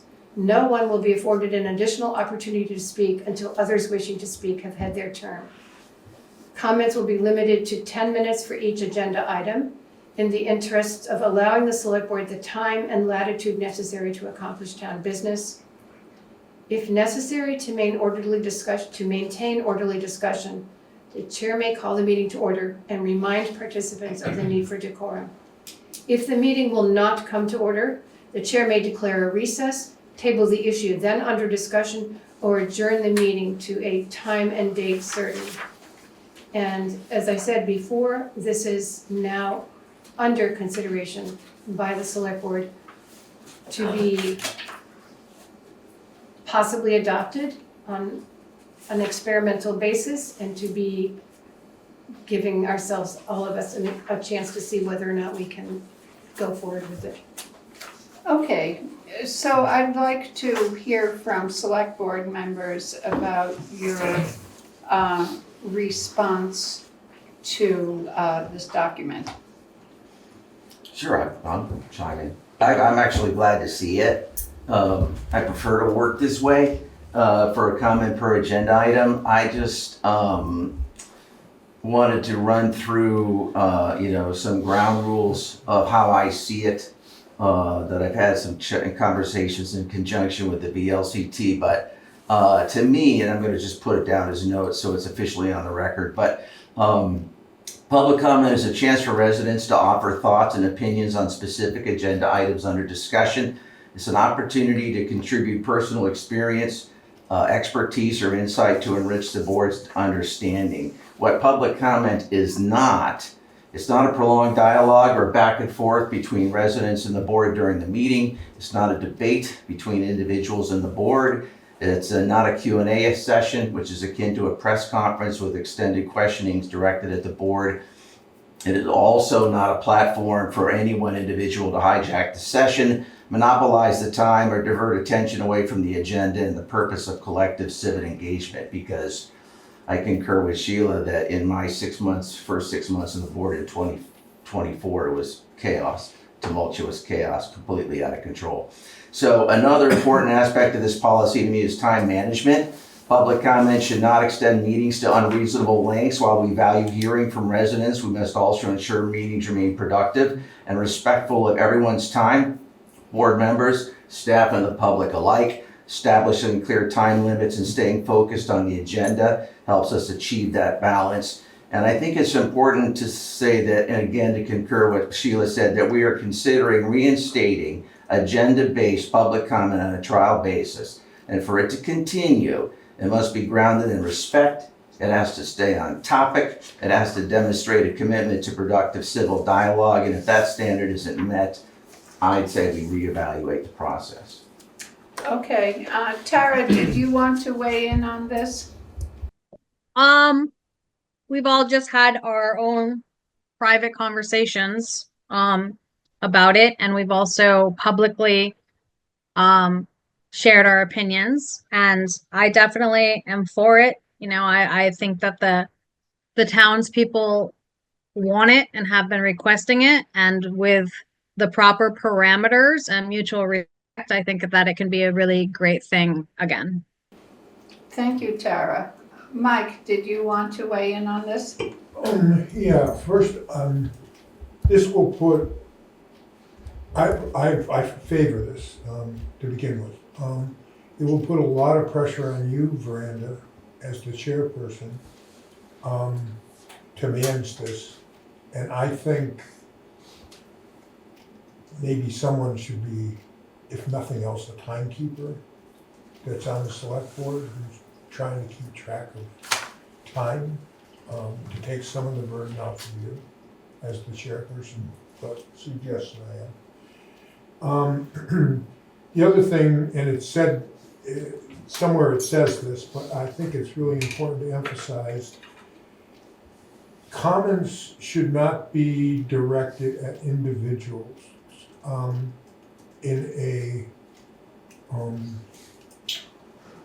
we shouldn't be criticizing individuals, we should be criticizing actions.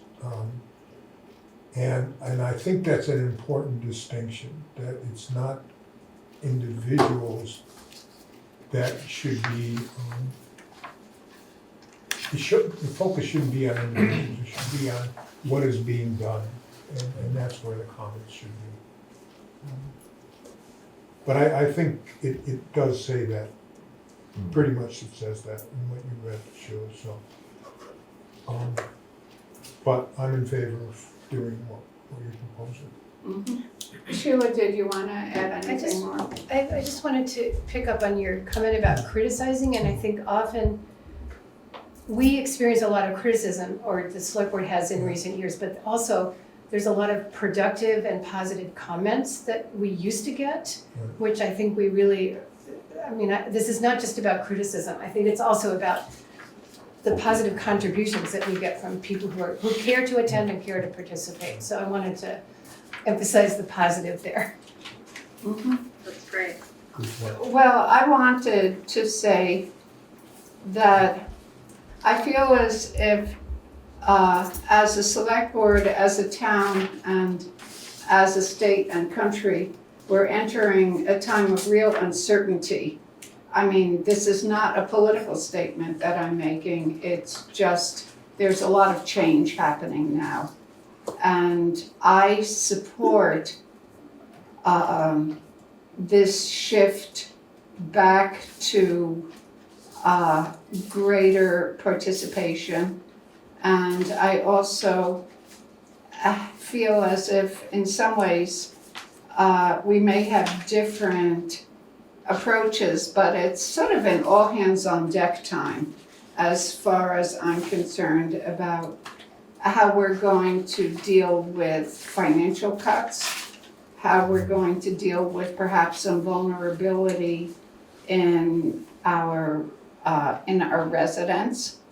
And so I hope that we can share the spirit of mutual aid in going forward with this. And that I think before I open it up to public comment, I was wondering what you think is a reasonable trial period for this. Do you think like 3 select board meetings? No, I think longer than that, I would think. To me, it's the responsibility of the residents to make it work. So I think, we would need probably a decent sized sample. If you were gonna test a product out, it would be more than 6 weeks or 3 meetings. So I would advocate for or ask for a longer stretch than that. I think it's going to work marvelously.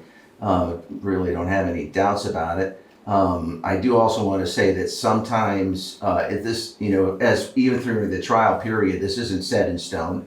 The comments per agenda item is not set in stone.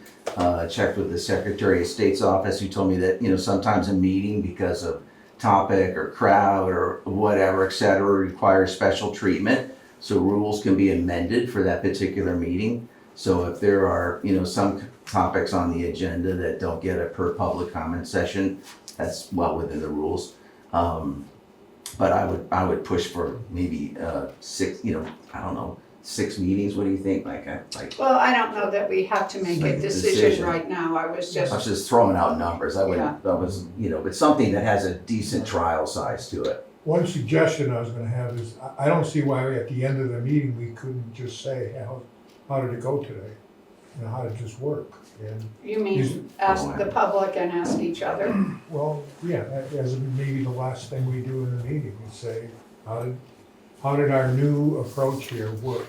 And are there adjustments we should make to make it work? That's a good idea. And just kind of make it. Yeah, that's a good idea as you form the process. I like that. Okay, well, does anybody here or online want to offer a comment about what we've just presented? I just want to say it's not a new approach, it's the old approach, going back to it. So under the new version of the old approach, I Just to guess it clarify. would be, to state your name and your address and make your comment. Yeah, Dolores Clark, Cemetery Hill. Thank you, This is Dolores. the old approach that we're going back to. So to say it's like a new approach, it's not really a new. Yes, that's what Just to we make the stated in, at Yeah. the beginning of the document. Yeah. Do you have a copy of the I shouldn't use document? that word. I have the document, but you keep saying this new approach, this new approach. I just wanted to clarify that it is it's new as of the last, couple of years, but it's been working the old way for ever. Mhm. Okay, does anybody else here have anything they wanted to say about it? I guess I would say, Marty? Marty Ramsburg Stage Road. Thank you. I would echo, really almost everything that's been said, including Mike's comment that, unfortunately, we did learn that we do need some kind of timekeeper. So I don't know who it's gonna be, but I would, as we identify, a particular time frame for discussion, sometimes it's gonna be abundantly clear that that was only 30 seconds, but other times, we wanna make sure that a lot of people get to comment in a 10-minute period. Thank you. Okay, is there anybody online who wanted to comment on this? Okay, Veranda? yeah, oh, sorry. Steve Lemke, River Road. We all know why we got to this point.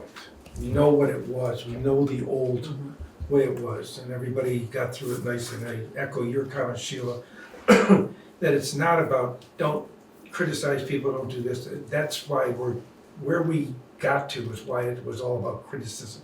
But it isn't. It's all about the things that might help the discussion, but might add to the discussion and maybe make a difference. Like, should there be liability insurance on the trail? Does Danny get benefits as well as being a part-time? So there are different things that come up. Right. But I think each of us, when I look at the clock and it's 8:30 now, one of the reasons why I was so adamant to make it the way it is now is because it got through the business. And, if we're sitting here at 9:15 every single time, I think it's really important that people don't take it as story time. Yes. You have to respect the time of the board to get the business done, and keep it to the facts, keep it to the things that might make a difference. We don't need chapter and verse on everything. Thank you. Okay, so, I'm just gonna back that up if I could, because, I had another line from the Secretary of State, but I didn't touch on it, but she said it's, their municipal division, but it's important that public bodies use the rules of procedure to strike a balance between encouraging public comment and allowing for the efficient operation of its meeting by managing time, orderly procedure, decorum, and maintaining order. So, I don't think any of us want to be sitting here at 9:45 either. okay. Okay, well, I guess then, I will entertain a motion for the adoption of what are we going to call this? Experimental rules of procedure. The experimental rules of procedure. Or do we want to call That's it good. public comment? That's fine. That's fine. Okay. It's just a working title. Okay, Experimental public comment. okay. So, Who moved? Miranda moved. Miranda moved? No, I asked I'll for a make the motion. motion. Asked for, Oh. okay, Chet moved. I'll second. Okay, I think we are weighing in. Okay, so Sheila, what is your vote? Aye. Okay, Mike, Aye. Chip, Aye. and Tara, Aye. and Veranda says aye. And I hope we don't wish we had a sergeant at arms. No. Okay, so, so we have some correspondence, and I think that some of the issues in the correspondence we have already addressed. But Erica, did you want to just characterize a bit more of the correspondence as needed? Yes, I have a summary. Jason Heron sent each select board member a number of questions. One is, will the select board reconsider its policy regarding community comment? You see what just happened? He asks about allegations against a community member who was a commission volunteer, and he is talking about the Conservation Commission, and the answer to that question is yes, the claim is known to the select board, and there's no new evidence that would change anything that has happened in the last several years regarding that. He asks, will the asset management program be aligned with select board goals? Yes, the select board's goals will align with the asset management program, and they will be in line with each other. That is also a work in progress to be addressed separately, probably at an upcoming goals workshop. Will the select board consider updating its conflict of interest policy? Work on this is ongoing. The conflict of interest policy will be updated to align with the state's municipal code of ethics. Would the select board create a policy requiring all advisory boards to record their meetings and ensure they are archived for future reference? So per VLCT, there are different requirements for recording as well as recording formats. Decision-making bodies must record their meetings unless hardship applies. Advisory bodies are not required to, but the select board has requested of our local advisory bodies that they do so. That is the policy, and that is the current rules of procedure. Okay, thank you for that summary. I have another correspondence. Oh, okay. We don't need to take action on this right now, and maybe we can in a future meeting. We got the select board got a message from the Vermont Covered Bridge Society. A member actually came by the town office and dropped us off with Uriel. It's a request to join the Vermont Covered Bridge Society, letting us know that it's the 25th anniversary of the Vermont Covered Bridge Society. Municipal membership is $15 a year, and they also are requesting the purchase of a $80 banner for our covered bridge to celebrate the anniversary of Vermont Covered Bridge Society. And they just wanted to let us know that Phil Scott did something. Phil Scott designated August 2nd through 9th, 2025 as Covered Bridge Week in Vermont. So. And they want a nice vinyl sign. Seriously. Okay, thank you. So we are not currently members of this society. There are a number of towns in Vermont with covered bridges that are, but. Okay, well, considering the time, I wonder whether we can, yeah. I would like to make a statement, and we don't have to discuss it. But I wanted to, we can definitely table it and people can think about it, but and this has to do with correspondences. Over the last almost 3 years, we've received some very interesting and important correspondences. And I would like to suggest that we adopt a communication policies. We currently do not have one. And I feel that there is a lot of gray area in regarding how we respond, or if we respond, or when we respond. We all tell people that they can reach out to us at any time. I think it's very important and goes without saying that if we are engaging, that we are doing so as an individual select board member, and that we may not represent the views of all members. With that said, if there are correspondences that warrant a joint select board response and discussion, it needs to be clearly stated that any joint discussions regarding a crucial correspondence must be agreed to by a quorum. I would like to have a protocol for this, for consistency.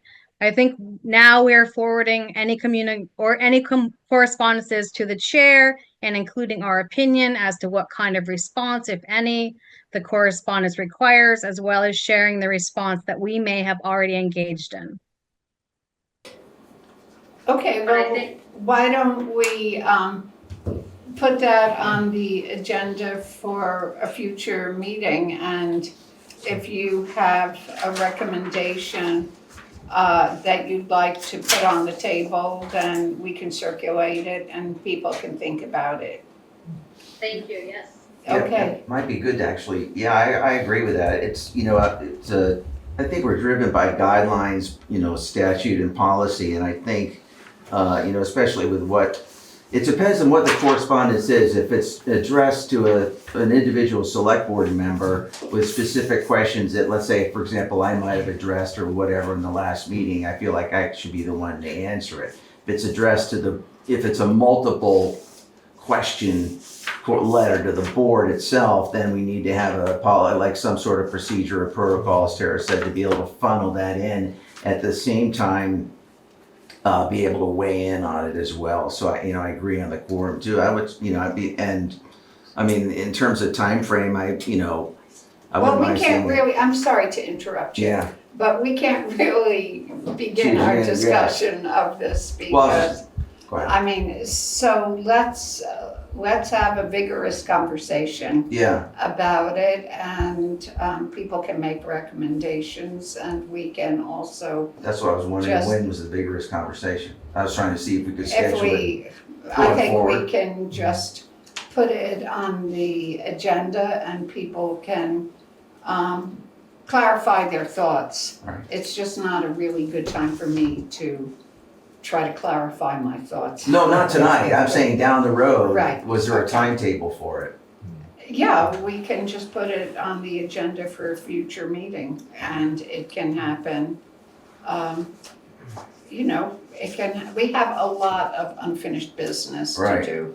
And so, we can think about it. People who have a strong feeling about it can make a recommendation, and we can figure out what's in line.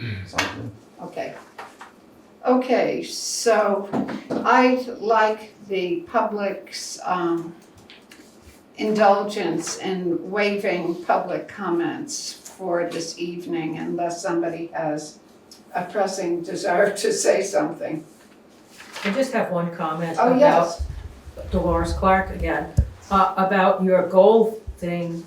When you say you want to include the public in your goal thing, but then you're doing it during the middle of the day when most people work, so it's kind of like disingenuous to think that you're trying to include the public when the public is elsewhere. Mm-hmm. I hear you. We also work. Mm-hmm.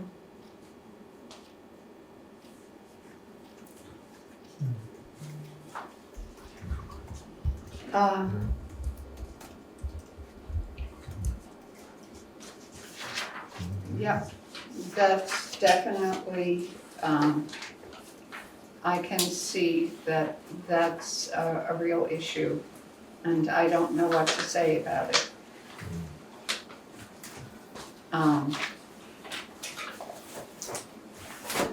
Goals aren't policies. No, I'm just. No, I understand that. They're also, everybody in town complains about how much we pay for salary and stuff like that. And so if we're mindful of Erica's hours and the fact that she doesn't have an assistant and respectful of her personal life as well, we need to take that into consideration. Well, if anybody has comments or suggestions and they can't come to the meeting, feel free to email them to Miranda or me or any select board member. They're on the website, right? What? The goals. Yes, the current goals are on the website. Yes, and they form the foundation for whatever revisions we're going to make. Okay. For the past couple of years, we didn't welcome the public. We just did them because they were select board goals. Oh, no, they were public meetings, but nobody came.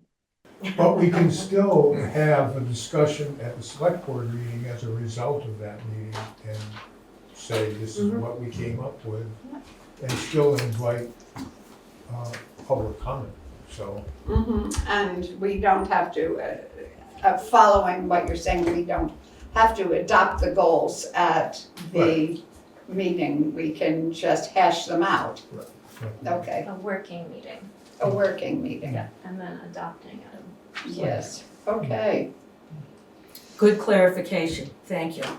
Thank you, Dolores.